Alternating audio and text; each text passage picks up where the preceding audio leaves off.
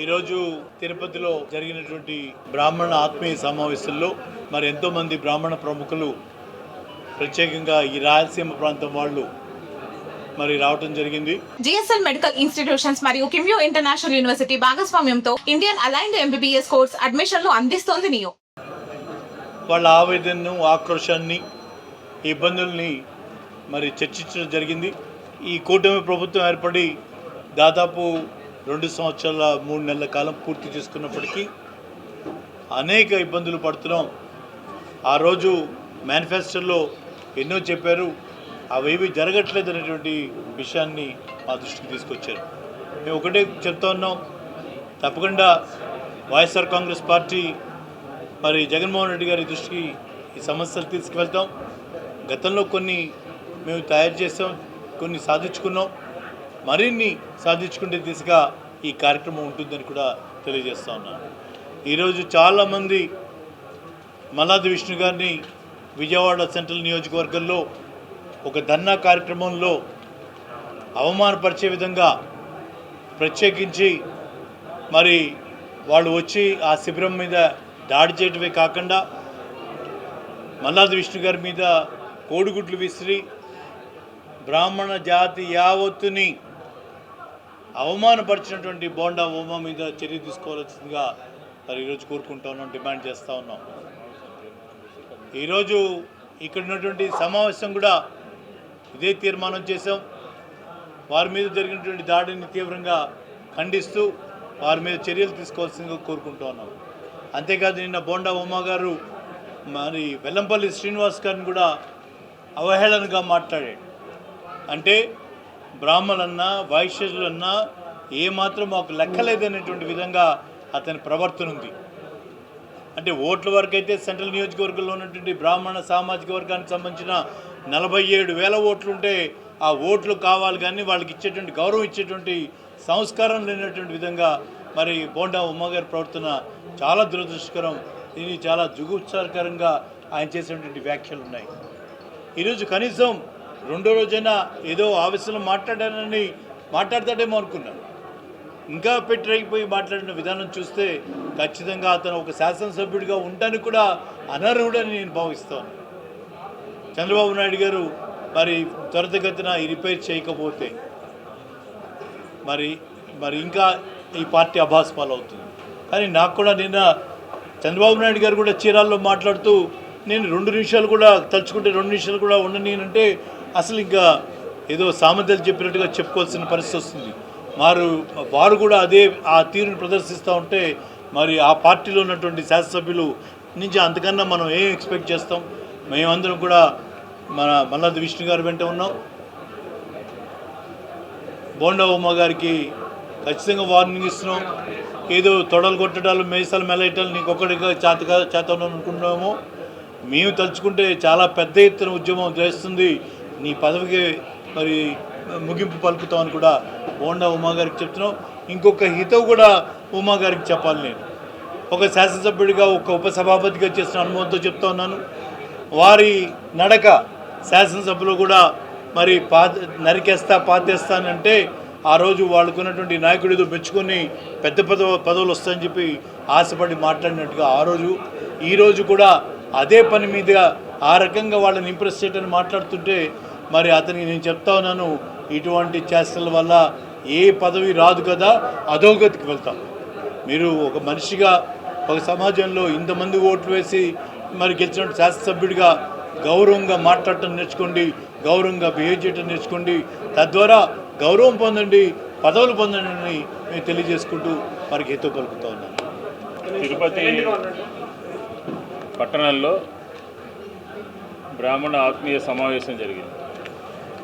పెద్దలు డిప్యూటీ స్పీకర్గా పనిచేసినటువంటి కోన రఘుపతి గారు, పురుషోత్తమ రెడ్డి గారు ఇక్కడే వెళ్తా వారి ఇల్లు పక్కనే ఇటే వచ్చారు. అలాగే ఇతర పెద్దలందరూ కూడా ఈ సమావేశంలో పాల్గొన్నారు. ఎవరైతే ఈ సమావేశం పెట్టారో వాళ్ళందరికీ కూడా పేరు పేరున అభినందనలు, ధన్యవాదాలు. రాష్ట్రంలో బ్రాహ్మణ సామాజిక వర్గం ఎదుర్కొంటున్నటువంటి సమస్యల మీద, బ్రాహ్మణ సామాజిక వర్గం పడుతున్నటువంటి ఇబ్బందుల మీద అనేక అంశాల మీద ఈరోజు సమావేశం చర్చించడం జరిగింది.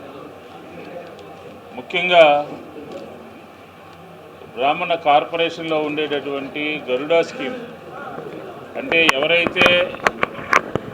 ఎవరైతే చనిపోతారో ఆ కుటుంబాలకి అంత్యక్రియలకి 10,000 రూపాయలు ఇచ్చేటటువంటి కార్యక్రమం మా ప్రభుత్వంలో జరిగింది. ఈ ప్రభుత్వంలో గత 2 సంవత్సరాలుగా దాని గురించి పట్టించుకున్నటువంటి పాపాను పోలేదు. తక్షణమే రిలీజ్ చేయాలని చెప్పి మేము డిమాండ్ చేస్తాం, ఈ సమావేశం డిమాండ్ చేస్తాం. దీంతోపాటు వంశపారంపర్యానికి సంబంధించినటువంటి అర్చకత్వం కానివ్వండి, అలాగే అర్చకులకు సంబంధించినటువంటి 5 లక్షల రూపాయల ఆదాయం ఉన్నటువంటి దేవాలయాల్ని వారికి అప్పచెప్పడం కానివ్వండి, ఇట్లాగా ప్రభుత్వము తక్షణమే స్పందించాల్సినటువంటి అంశాలన్నీ ఉన్నాయి. దీంతోపాటు రాబోయే ప్రభుత్వంలో ఏ రకంగా బ్రాహ్మణ సామాజిక వర్గానికి సంబంధించినటువంటి ఉన్నటువంటి వివాహానికి సంబంధించి కానీ, ఉపనయనానికి సంబంధించి కానీ, అంత్యక్రియలకు సంబంధించి కానీ, అలాగే మహిళలకు సంబంధించి కానీ, మరీ ముఖ్యంగా బ్రాహ్మణ మహిళలకు సంబంధించి కానీ వీళ్ళందరి సమస్యలు ఈరోజు చర్చించాం. ఇంకా రాష్ట్ర వ్యాప్తంగా రఘుపతి గారు, మేము ఇంకా అందరం కూడా కలిసి రాష్ట్ర వ్యాప్తంగా ప్రతి జిల్లాలోనూ ఏ రకంగా ఇంటరాక్షన్ అవుతూ వాళ్ళ సమస్యలు తెలుసుకుంటూ ప్రభుత్వం మీద ఒత్తిడి తీసుకొస్తూ రేపు రాబోయే మా ప్రభుత్వంలో ఒక మేనిఫెస్టో రూపంలో అన్నిటినీ కూడా కట్టడం జరుగుతుంది. ముఖ్యంగా ఏంటంటే మా ప్రభుత్వంలో 2004లో తిరుమల తిరుపతి దేవస్థానంలో వేదపారాయణ పోస్టులు పారితోషికాలని సంభావనల్ని పెంచినప్పటికీ కూడా పెంచి అలాగే కొత్త పోస్టులు దాదాపుగా 700 పోస్టులని భర్తీ చేయాలి అని చెప్పినా కూడా వాళ్ళకి నోటిఫికేషన్ ఇచ్చి ఆ భర్తీ చేసేటటువంటి టైము ఈ ప్రభుత్వానికి తిరుమల తిరుపతి దేవస్థానం చైర్మన్కి కూడా లేదు. ఎందుకంటున్నామంటే 2024లోనే జరిగింది. ఇప్పటి వరకు ఎందుకు పట్టించుకోకుండా ఉన్నారు మీరు? మొన్న బోర్డులు ఏదో ఇవ్వాలి అని ఏదో తీర్మానం చేశారు. పదే చెప్తా ఉంటే, పదే అడుగుతూ ఉంటే వేద పండితుల్ని, వేద పురుషుల్ని గౌరవించాల్సినటువంటి బాధ్యతని ఎందుకు డిలే చేస్తున్నారు అని చెప్పని వైఎస్ఆర్ కాంగ్రెస్ పార్టీ అడుగుతోంది. దీంతోపాటు తిరుమల తిరుపతి దేవస్థానానికి సంబంధించినటువంటి వేద విజ్ఞాన పరిషత్తుకు సంబంధించినటువంటి విసి రాణి సదాశివమూర్తి గారిని ఈ చైర్మన్ బ్రాహ్మణ సామాజిక వర్గానికి ఒక ఉత్తముడు, వేదం అధ్యయనం చేసినటువంటి వ్యక్తిని అన్యాయంగా అగౌరవపరుస్తూ ఆగమేఘాల మీద తీసేసేటటువంటి ప్రయత్నం జరుగుతోంది.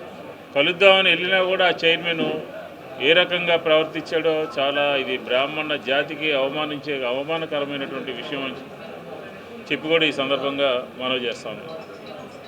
ఈరోజు రాష్ట్ర ప్రభుత్వం ఏ రకంగా తయారైంది అంటే, అటు విశాఖపట్నం దగ్గర పంచదారుల కొండ అని ఉంది. ఆ పంచదారుల కొండ శివుడికి సంబంధించినటువంటి తెలుగుదేశం, భారతీయ జనతా పార్టీ, జనసేన ఎమ్మెల్యేలు లక్షల టన్నులు కొట్టేశారు.